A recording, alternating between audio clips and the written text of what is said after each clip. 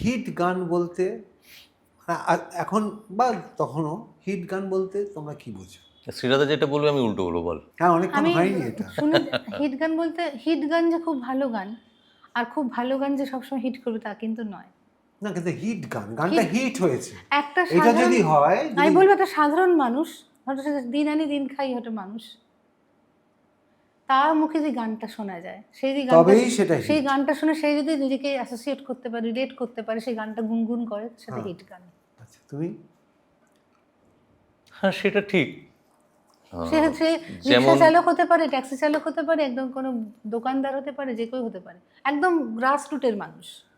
হ্যাঁ, কিন্তু যেটা সেইখানে এস জি যেটা রহমান সাহেব করতেন। আমার যেটা মনে হয়, এখন কিন্তু এটা সামগ্রিকভাবে, মানে একজন যে অত্যন্ত শিক্ষিত মানুষ, একজন ডাক্তার, ইঞ্জিনিয়ার, যাই হোক, বা অন্যান্য ইয়েতে রয়েছেন, আবার একজন যে রিক্সা চালক কিংবা একজন চায়ের দোকানি, সেও একই গান সমানভাবে, এটা কিন্তু লাস্ট বোধহয় হয়েছে 70 দশকের গান, 80 দশকও আমি ঠিক মানব না।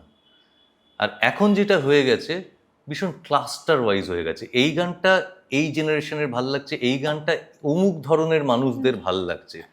এটা কিন্তু শুরু হয়েছে, আমার যেটা মনে হয়, হাওয়া হাওয়া এ হাওয়া, এই গানটা যখন থেকে পপুলার হতে শুরু করলো, তখন কিন্তু একটা জিনিস হচ্ছে ট্রেন্ডটা বদলে যে গেল। ট্রেন্ড না, মানে আমিও একটা গান গাইতে পারি, এই যে ভীষণ যারা গানের মধ্যে একদমই নেই, গান শোনে তো সকলেই, গান শোনে বলেই গান গাওয়া, গান শোনে বলেই আছে তোমার এখানে এসে পৌঁছনো।